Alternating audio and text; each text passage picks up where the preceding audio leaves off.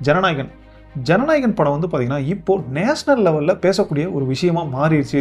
ஏன் அப்டின்னா, இன்னைக்கு அதாவது எதிர்க்கட்சி தலைவரான ராகுல் காந்தி இருக்காரு பார்த்தீங்களா? இவர் வந்து ஜனநாயகன பத்தி ஒரு ட்வீட் வந்து போட்டிருந்தாரு. இந்த ட்வீட்ட வந்து பார்க்குறப்ப, அதாவது டைரக்ட்டா மோடியோட பேர சொல்லியே வந்து பார்த்தீங்கன்னா போட்டிருந்தாரு.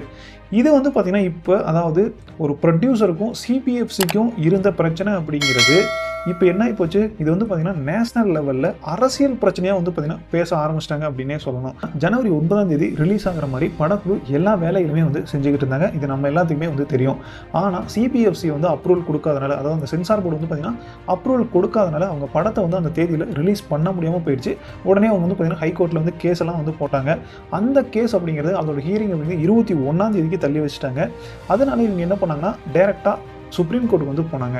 இந்த சுப்ரீம் கோர்ட்ல போனோனே சிபிஎஃப்சி என்ன பண்ணாங்கன்னா, வால புடிச்சுக்கிட்டே பின்னாடி போற மாரி அங்க போயும் அவங்க வந்து பார்த்தீங்கன்னா, மனு தாக்கல் பண்ணிட்டாங்க. அதுவும் கேவியட் மனு வந்து தாக்கல் பண்ணிட்டாங்க. அதாவது என்ன அப்படின்னா, இவங்களோட ஒப்புதல் இல்லாம படக்குழு வந்து அதாவது படக்குழுக்கு ரிலீஸ்க்கு வந்து அப்ரூவல் குடுக்கக்கூடாது அப்படிங்கிறத அவங்க வந்து பார்த்தீங்கன்னா, பதிவு பண்ணிட்டாங்க. இதோட ஹியரிங் அப்படிங்கிறது 19th டேட் தான் வந்து பார்த்தீங்கன்னா, என்ன அப்படிங்கிறதே நமக்கு தெரிய வரும். அதாவது படம் வந்து ரிலீஸ் ஆகுமா ஆகாதா அப்படிங்கிறதுக்கான அதாவது அந்த விசாரணை நடக்கும் பார்த்தீங்களா, அதுவே 19ஆம் தேதி தான் தெரியும். அதனால 19ஆம் தேதி கண்டிப்பா ரிலீஸ் ஆக போறதில்ல. இதுக்கு இன்னைக்கு வந்து பார்த்தீங்கன்னா, ராகுல் காந்தி அதாவது எதிர்க்கட்சி தலைவரான ராகுல் காந்தி வந்து என்ன சொல்லியிருந்தார் அப்படின்னா, அதாவது மோடிய பார்த்து அதாவது மோடியோட பேர வந்து பார்த்தீங்கன்னா, மென்ஷன் பண்ணி தமிழ்நாட்டு மக்களோட குரல வந்து நீங்க அடக்க முடியாது அப்படின்னு சொல்லி ஒரு ட்வீட் வந்து போட்டிருந்தாரு.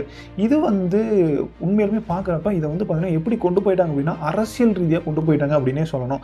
இது சாதாரணமா ஒரு புரொடியூசருக்கும் சிபிஎஃப்சிக்குமான கேஸ் அப்படிங்கிறது இப்ப இந்த அதாவது நேஷனல் லெவல்ல பேசக்கூடிய ஒரு பேசுபொருளா வந்து மாறிடுச்சு.